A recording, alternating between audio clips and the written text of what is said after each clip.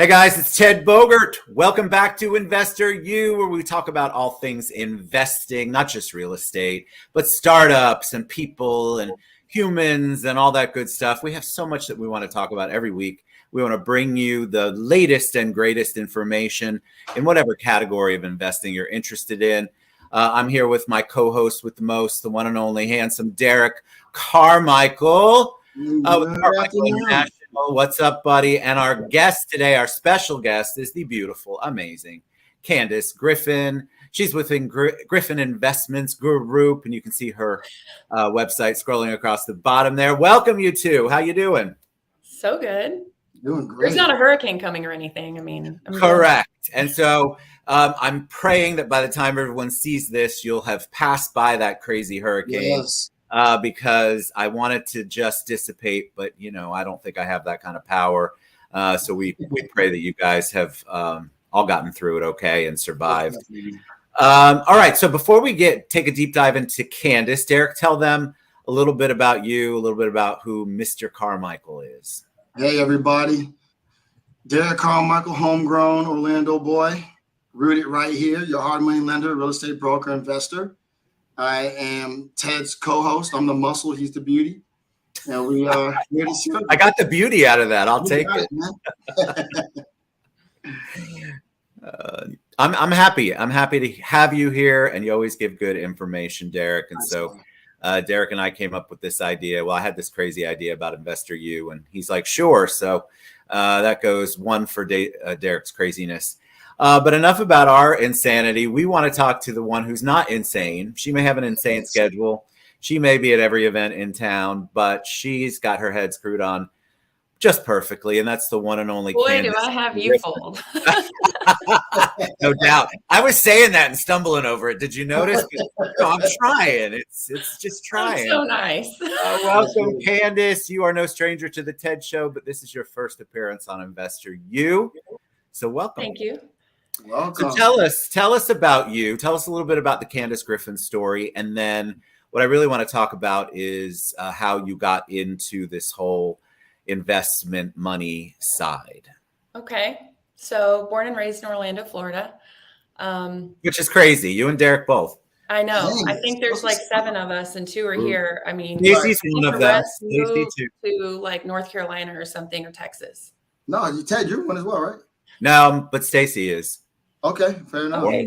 There we got 3. All right. And I grew up in construction, real estate my whole life. My dad, I used to lie and say that I was sick until my mom caught on so that I could go to work with my dad, because back then you could. And he'd hand me a pile of wood and I'd be there in my pigtails just building something crazy. Fun fact, if you can picture this, I even got the trophy in Walker Middle School for shop class, because I built a picnic table when everybody else was building God knows what, right? No way. Yeah. Little fun fact. So the handyman comment earlier, you were kind of like, I got you, Ted. Yeah. Thank God somebody's got me.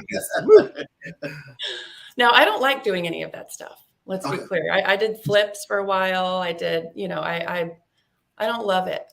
Okay. But I know how to do it. So it's nice to know. That's good. It's a good talent to have. I feel like we need to encourage more people to have a trade, a skill that they can do. Definitely. Now, I do love doing it with my dad, though, because that's just kind of our bond. That's awesome. But so that I'm like, you know what? I can't wear a dress and do this. So I want to pivot into real estate. And then I ended up at a place called New View, and they do self-directed IRAs, solo 401ks, and there I taught classes all over, CE classes, CLE classes, CPE classes on self-direction. And I was traveling so much that my son's grades were dropping. So I had to, of course, choose family, right? Absolutely. And then the whole world opened up. I didn't even know. Everybody started coming to me like, hey, can you lend my money? Can you lend my money? And it ended up being the beginning of this amazing career. So let me ask you really quick, because I bet you will have people ask. Just give us a quick definition of self-directed. What does that mean? What is a self-directed? Yeah. So we hear it a lot. A quick definition of self-directed is nearly impossible, but I will try. Okay. So there's a certain type of person that has the confidence to take control of their IRA funds, their 401k funds. And this can be done by moving it into an account at a custodian like NewView. And what happens there is you become your own fiduciary. So you become your own decision maker and invest your retirement funds in what you know, instead of watching it do its little dance in the stock market, right? Fascinating.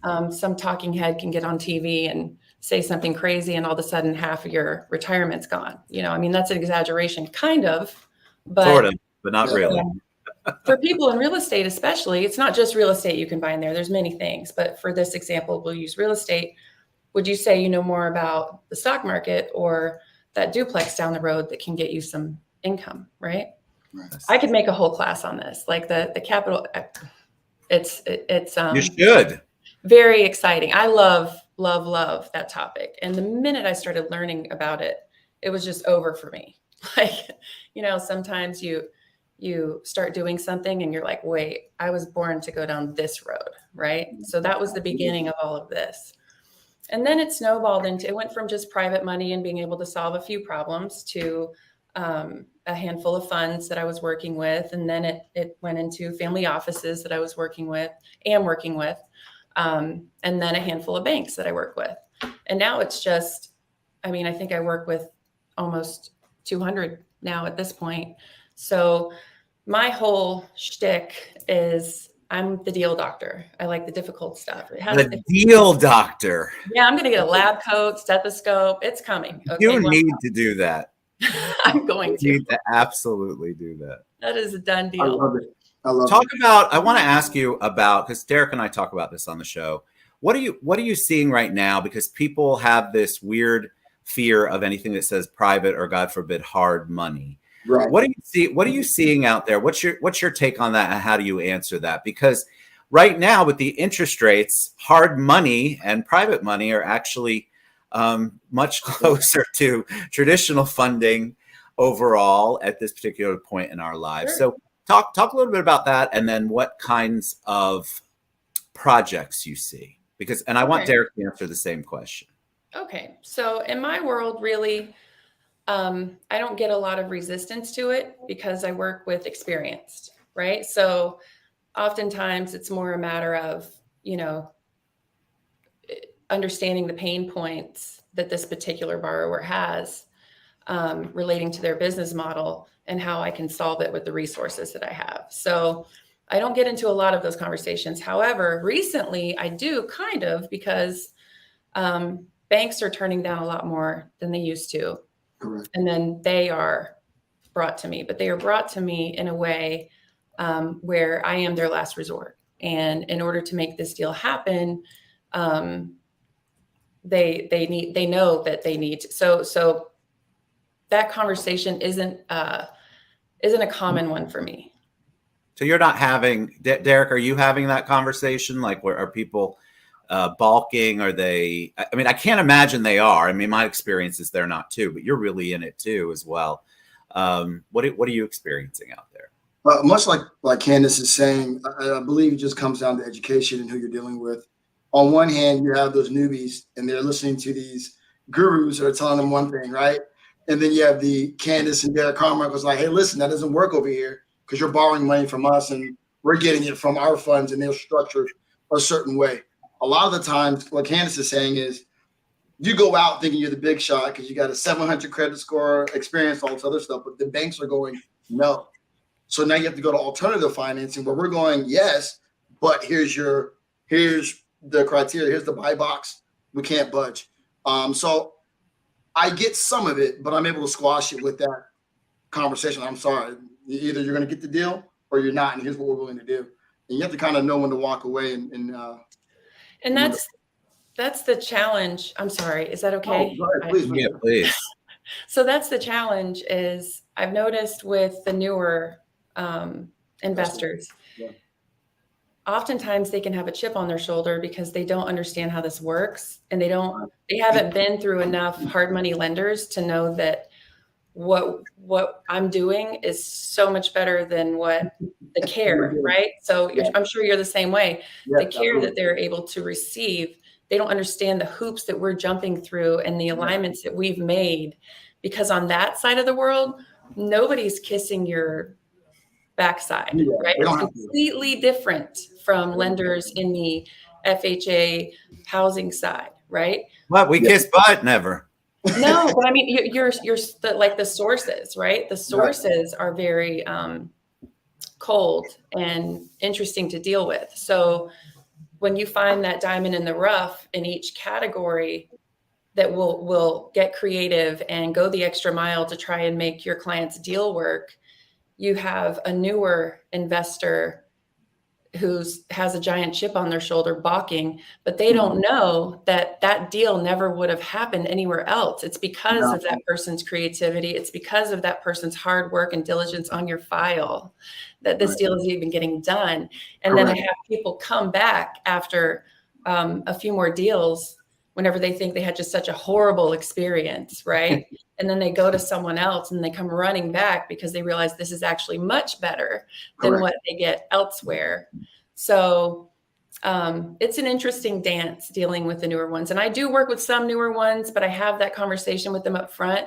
It doesn't help. They still get aggravated. They still run somewhere else and come back, you know? I think they have to. Where else are they going to go? Well, they don't know that they can't go anywhere else. And Candace is right. And you've heard me. I'm sure you see my text messages. You've heard me talk to folks. You can literally explain this thing to your blue in the face. They will still disrespect you in a way. They'll go down the street and get horrible service. And then we'll come back. And a lot of the times I've noticed, Candace, they won't come back and say you were right. I don't ever get that. They might just come back and act like we're buddies. But they might be 3 or 4 deals in. And now I got a chip on my shoulder because my kids could have ate 4 times and you could have been happy. Now I'm not present on my points, right? I know. It's like that, you know. And I think I said this in our first show. There's a level of humility you have to have on all ends, even though we may have some sort of authority, being the money and having the money and access to the money. Sometimes I find myself having to humble myself and say, you know what? Okay, you're back though. Let's move forward. At least now Definitely. You know. I always welcome them back. I do. I tell them when they leave, I say, listen, the day might come when you miss me. And if that day comes, just know I still love you and I'm cheering you on and I'll be there when you come back because you're coming back. Well, I think too. Go ahead, Derek. Sorry. I was going to say, even from my you know, when I first got into the business, the companies I was with before, our stance was always service. You know my faith. You know how I feel. I'm very much going to serve you. I have the calculators. I know how to. You know, I'm an investor. I can look at these deals. I give so much, and you get nothing. We don't get paid up front. I don't ask you for a penny. So when you call and you say, "Hey, can you analyze this deal?" and I'm going through it like it's my own deal, and then you go down to the next lender and get it done, it's a slap in the face. But you gotta take that abuse a little bit sometimes. That's the ugly side to it, I think. Would you say, Candace? Yeah, they're pinching pennies in the beginning. So new investors make a handful of mistakes, and mostly centered around quality versus quantity, meaning they'll hire a cheap contractor and then suddenly it's not even a contractor and they didn't pull permits and your holding costs go through the roof because they're not even getting the job done. You know, that happens often. That is a rookie mistake that a lot of them make. And, or, you know, not understanding the draw process for fix and flips. There's a science to it and you have to pay attention to that and do it, you know, or your draws aren't going to be smooth. There's just nuances whenever you're new, and because there's so much money involved and so much on the line and they're so emotional about it being their first deal, they can't help it. I get it. Right. That would be me too. And, you know, they maybe went to this one workshop and you understand what I'm saying. Oh yeah. They went to the one workshop and now they're pros, but they took advice from somebody who's done 2 deals. It's a fascinating world in private and hard money and fix and flip. Because I was going to say there's a lot of charlatans out there. There's a lot of people who are out of touch with programs. They're like in any industry. It's not just private hard money. It's any industry, same on the mortgage side, but they get in with the wrong person or take advice from somebody who hasn't experienced it and been in the trenches with it. And so their first experience can be very painful. Now, you all have places where you meet, where you both do certain types of programs. But what I want to ask you both, and I'll start with Candace, what's a program that you're most excited about? Because I think a lot of times people think of lending and you both get so excited about it. And I love that. But what's something that you're seeing now that you do that you're like, wow, this is a really good product. I want to get more information out about that. Okay. Candace, I'll let you start. Oh, I think, and I'm all about the ladies going first, Candace, but I'm going to respect your wishes on this one. I'm just trying to think of my favorite, and I'm having a hard time. Okay, so program. It's like Sophie's Choice, right? Well, there's multiple programs, but I think the strategy I like right now. Can I do that? Yes, you do whatever. Strategy more so than product, because right now fix and flip really don't matter, right? There's only very few fix and flips happening right now for most investors. But I would say the build to rent, build to sell, man, I really still think that's a place where people should be focusing, because it marries both worlds, right? I get the construction side of things. I'm building this beautiful property at cost. I think our products that we have for that are awesome, whether you're a massive builder, mid-size, or mom and pop. There's something for everybody. And then you can roll that over and build your portfolio, which I think is wise right now, is to build. I'm all about diversifying. So being able to sell one out of the two that you're building, keep one, rent it out short-term, whatever you want to do. I think that strategy right now is where I'm personally pitching, building a marketing plan around. We've talked about what I want to do with that. I think that's what I get really excited about, because I'm all about playing the market. I'm a fighter, right? If I'm boxing Ted and I know Ped's got a powerful right hand, well, I got to work a different strategy against you. In this market, we can't fix and flip like we want to, right? So why don't we build new construction, follow the big boy, rent out one, flip one, or sell it, right? Make that appreciating asset work for you, and then make that passive asset work for you. That's what I'm pitching right now. You'd win in that fight, by the way. Oh man, mainly because I wouldn't be there. So Candace, how about you? I love that, Derek. How about you? Yeah. So I also love new construction. And listen, you do that inside of your solo 401k or IRA, self-directed. And when you sell that house, you're not paying any taxes on that profit, right? Because it's in your retirement account. So then you have more to play with again, right? So just a little nugget on that.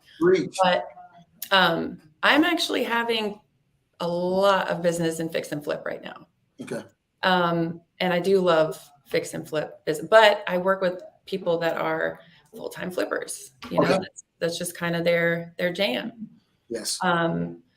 What makes them different? What makes a full-time flipper different? I mean, is it because they have their crew? Is it because they have they understand the process and there aren't that many questions? They just at first they really don't, because a lot of them start out using friends and family money. Right. Right. And it's when they start scaling out of that friends and family money. And a lot of that's happening right now because people are clinging to their purses more, keeping their powder dry, so to speak. And so now I'm seeing an influx of those flippers because their private money is scarce. Yeah. So, and that's one of my favorite to serve because I have such hands-on experience with it for decades, So I want to say full-time, but they hate the loan process. I mean, they're just like, oh, they can't handle it because they're used to somebody just, hey man, I'll give you, this much every month in the mail, and they service their own stuff, it's like a handshake kind of a thing, and they just get their wire and have a nice day. And this is definitely more tedious. It's way less tedious than traditional, anything you can get, What? We're not tedious. Well, no. I'm just kidding. We are compared to you all. I mean, honestly, we are. Derek, what were you going to say? I'm sorry. I want to piggyback, and I did say that, for my business, I'm getting the guys that want to use fix and flip to get into projects and rolling them over. But one thing I think that Candace said, and when you have a pro flipper, they're probably marketing themselves. The difference that I've seen are the guys that are constantly doing things. They're marketing, they're direct to the seller. So they're negotiating better deals. Like my flips, I'm not I've negotiated those directly with the seller, so I'm going to make a good deal versus a wholesaler being in there and the wholesaler's eating up, some of the profits. I think that's where I'm seeing deals kind of struggle, and they're rolling over to refis because there's too much being eaten up on the wholesaler side. Pro guys are putting out their marketing, they're direct, they're negotiating the best structure for themselves, right? And the sellers, and then they're coming to Candace probably with a pretty solid deal. That's a huge difference between someone who's looking for wholesalers to do it and getting in the way of what they could be making. And not that I have anything against wholesalers, but I think for me, that's what I've seen. My wholesalers, man, there's some really good ones out there. Yeah. But I see things kind of differently only because of what I do, right? So meaning I think there's some highly skilled wholesalers out there, and there are many out there that are not greedy, right? They're just doing what they do best and they're making a living.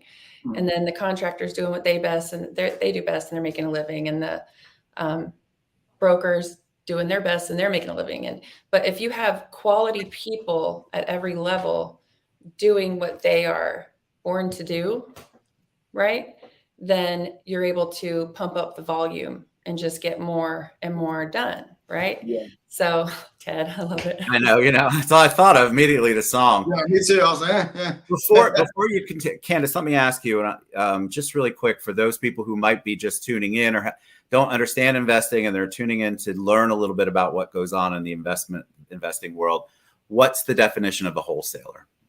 Oh, okay. So a wholesaler is highly skilled at identifying properties that are distressed in some way, shape, or form. And it's extremely competitive. There's probably thousands of wholesalers out there going after the same properties you're going after, right? So it definitely takes a high level of skill to close that deal, right, and get it done.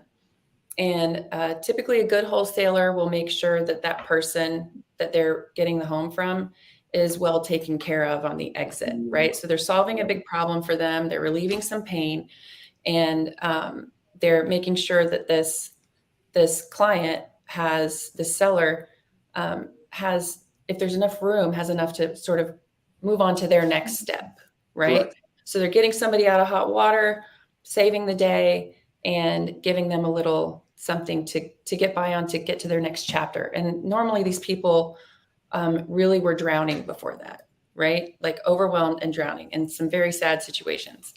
But there are also predators in that space that take them for everything, and they hurt people and they don't care. And they're more about the money they're getting instead of the service they're providing, right? It's LJ said it best one time, because sometimes we get confused about why there's so many takers out there in the space, because there's so much money to have, like why, and so he said it best when he said, some people sit up at night thinking about how to get something over on somebody, and other people sit up at night thinking about how they can get better themselves, right? And when I think about it that way, I can clearly see, in the industry, the people that are operating like this. And it helps when you're deciding who to do business with and who not to. Listen, vetting people, and as we wrap up, vetting people is just a big deal. You really need to vet people. I mean, we all vet, we talk to each other. Derek and I do, Candace and I do. You've got to vet people.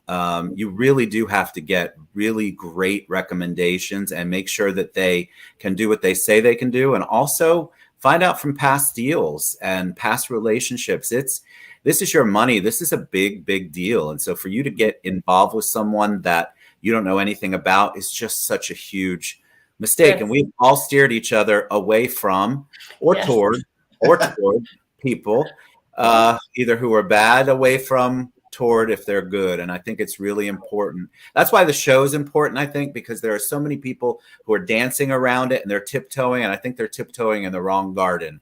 They are definitely tiptoeing in the wrong area. And I want to encourage you, if you're out there listening to this, that you want to get with professionals and really vet people. Because I'm not afraid to tell you, as you both know, this person's good. This person, I would just pray for him and shy away. Yeah. All right, Candace. Go ahead.